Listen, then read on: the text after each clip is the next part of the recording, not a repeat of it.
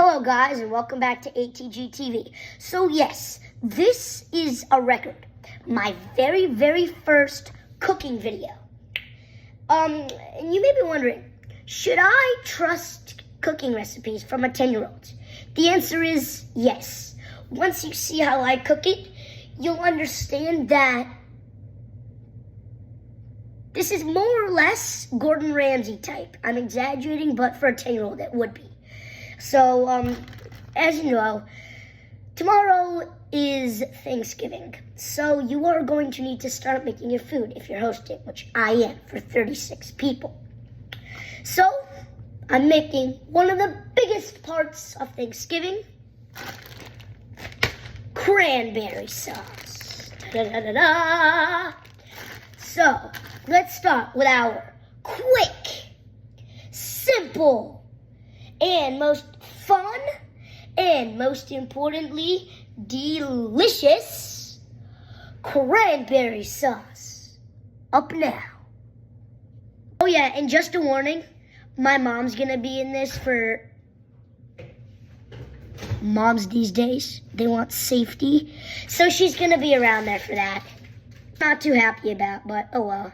So first step, so your cranberries, you are going to put inside of this strainer, and oops, I spilled a few. Hold up. As I was saying, you're going to put all of your cranberries, yes, all of them, inside of this strainer. Now, take back what I said about earlier. You don't need all of them, depending on how much people you have.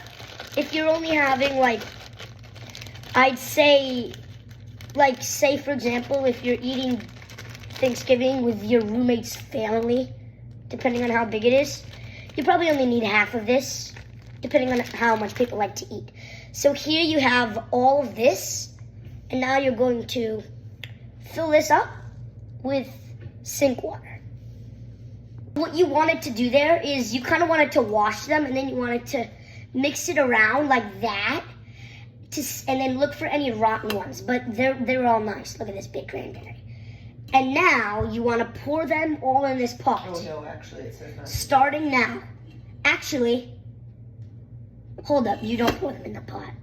Yes, you do pour them in a pot. But before you do that, you want to fill the pot up with water and sugar and put it in the medium saucepan. So, let me just do that. So you'll need about, if you have one of these, like a cup of water. Okay, that's good. Now, I like to use this coconut sugar because I just think it tastes better. So you're gonna have to put like a handful. No, not like a handful. A third of a cup. So this is a third cup. You just want to fill it all up here. So let me do that.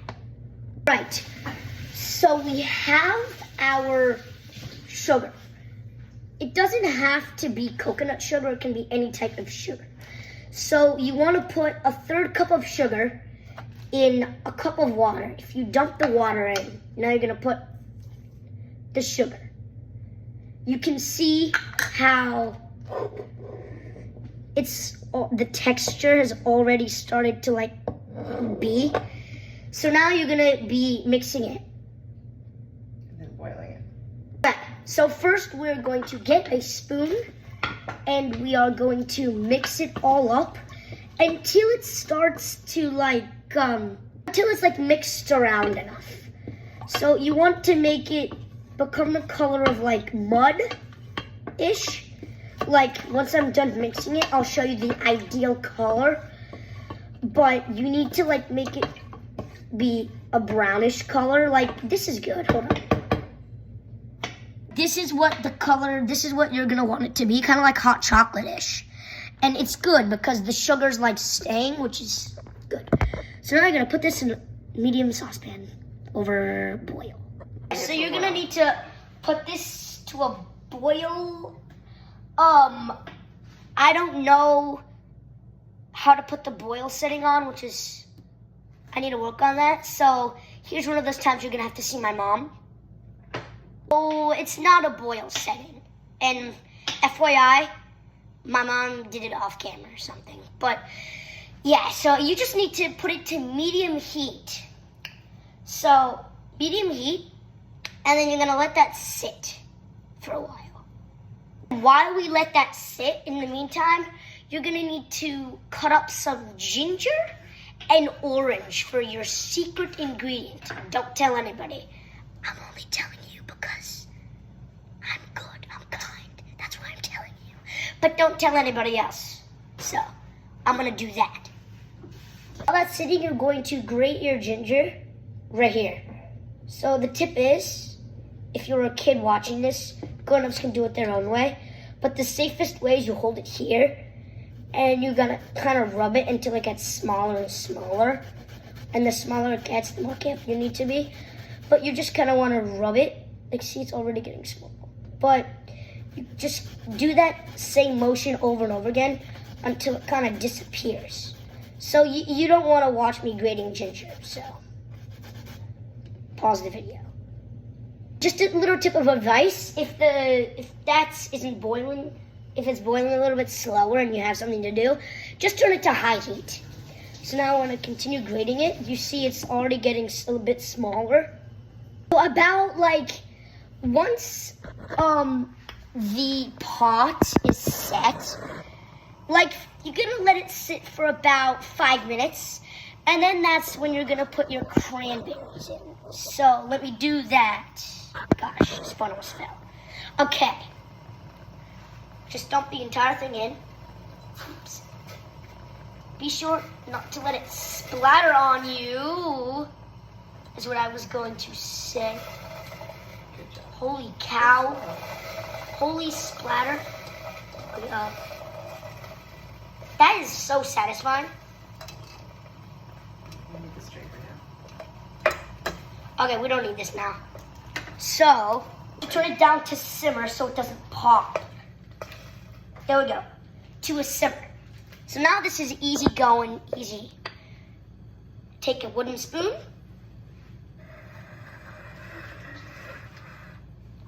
And you're going to stir it around.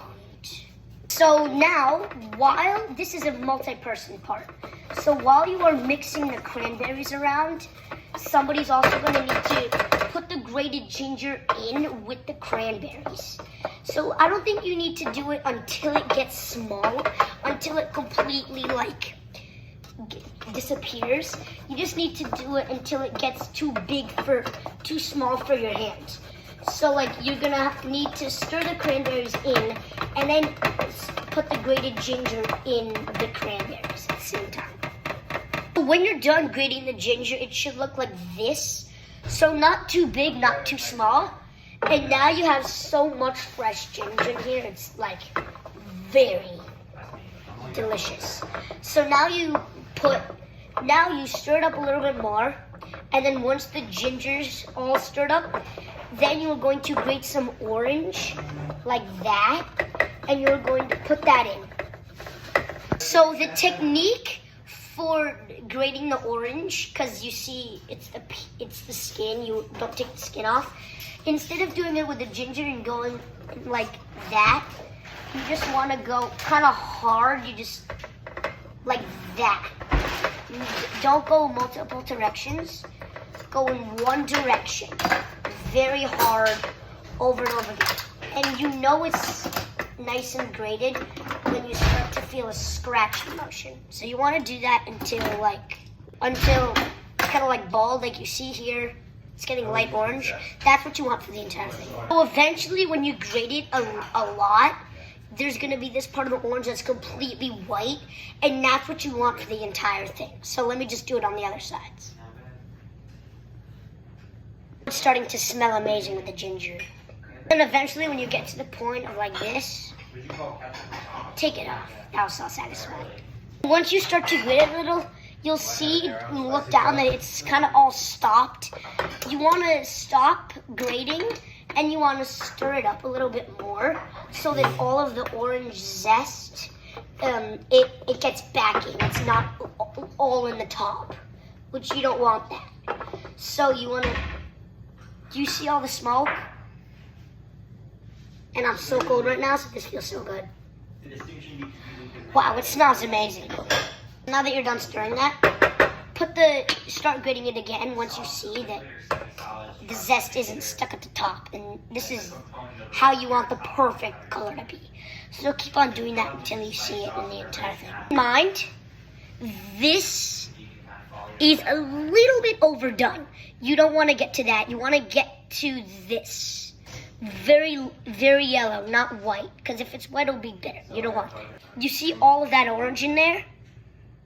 Now, put it like that. And now you get it all out. And actually, you don't want to zest it all. You want to zest so there's a little bit of orange space in between. So now we're going to juice it. And I want you to first stir the cranberries around. So, like again, the zest is stuck in there. Like you want to make it, now it's already becoming saucy, which is really good. So, juicer, satisfying. But it might be a little bit too hard, so. Hold up. Gotta get the camera to see this. Look at all the juice spraying. It's like I'm milking a cow right now. And then turn it into the pot. Okay, now turn it in the pot. Can I finish that? So now stir it all up again until it gets like not all stirred up. And you want to see how saucy this is already.